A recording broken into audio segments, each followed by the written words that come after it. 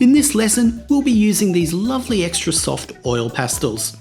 Because these oil pastels are so soft, it's more like using paint in a stick form. You can even apply it with a palette knife. So let's get into it. For this project, we'll be using the 120-piece set of extra soft oil pastels. We'll also be using the oil pastel pad, and this is in A3 sizing. To apply the pastel, we use a number 11 palette knife as well as a plastic palette knife, and these are very flexible. A 2B pencil for transferring the image and sharpening the edges, and a roll of masking tape. The first step is to transfer the image. You can find this on our web page. We printed this out to A3 sizing and have shaded the back side, flipped it over, taped it into position on a sheet of oil pastel paper and retraced the line work.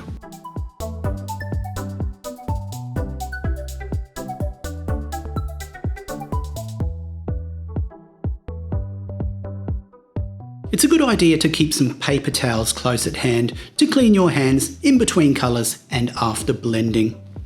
We start from left to avoid smudging any work with the back of our hand.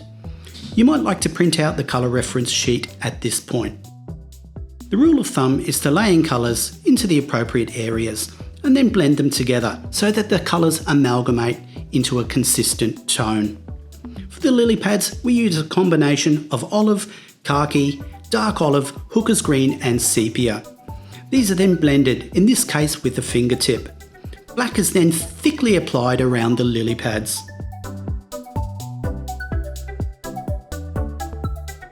To create a sharp edge between the black and green, a fingertip can be dragged over where they join. Although one actually paints with pastels, it is different from painting, in that it is best to work in blocks. Once the lily pads in the upper left corner have been created, we start on the frog, as it will be easier to lay colour around the frog once it's finished. The main body colour and front arms are made up of green and chartreuse. It is important to use different greens than those used in the lily pads, otherwise the frog will get lost. If you like this project, we've got lots more on our website. Jump online to check out our Create blog and sign up with Creative Connection to get lessons, inspo, tips and more sent directly to your inbox. Staying inspired doesn't have to cost a cent.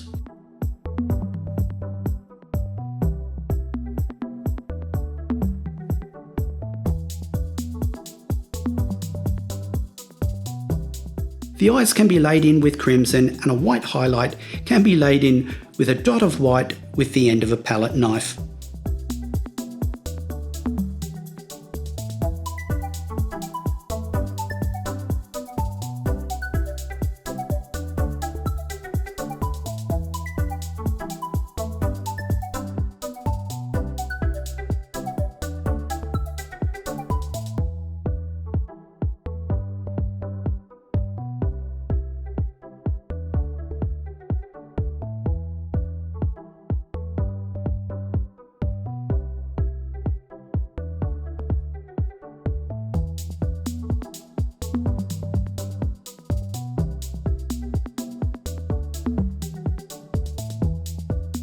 The lip, stripe down the belly and back of arms can be laid in with yellow and applied with the palette knife.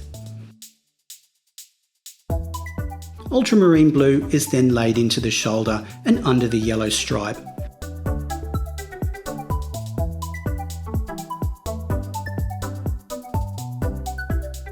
The underside of the frog can be laid in with Van Dyke brown mixed with a touch of hooker's green.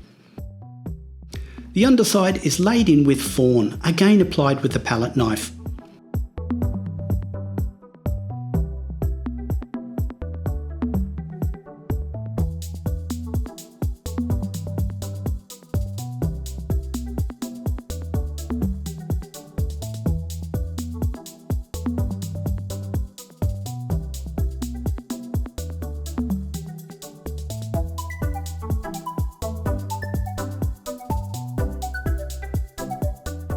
Our frog has bright orange hands and feet.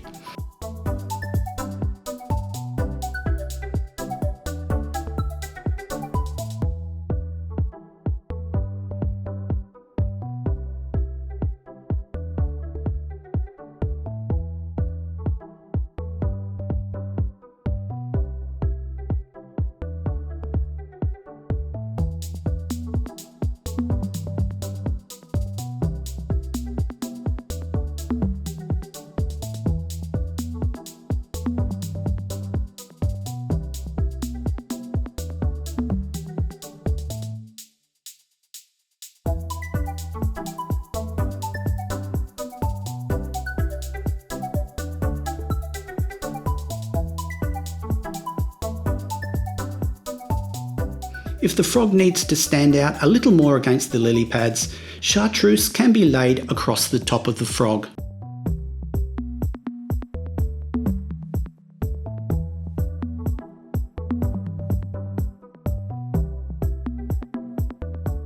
Once the frog is complete, add more of that lily pad colour around him. For any areas of tight detail, a blending stump can be used to push the colour into tight areas. The flower is then covered with a thin coat of lemon yellow. Then some shadow areas can be laid into the inside of each petal with grey, and any highlights can be laid in with titanium white.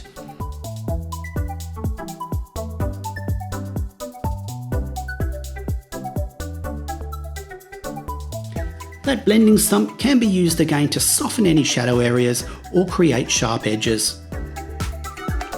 Black can then be used to surround the flower.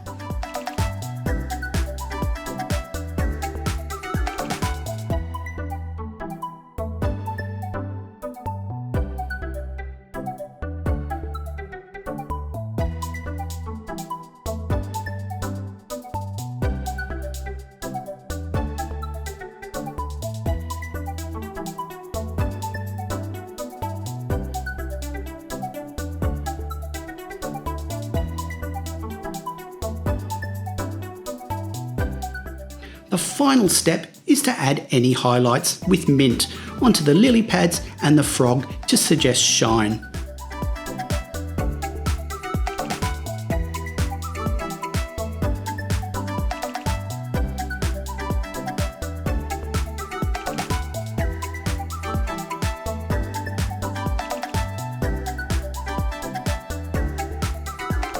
Well, thanks for watching. Subscribe and leave a comment below of what you'd like us to create next. We'd love to hear from you.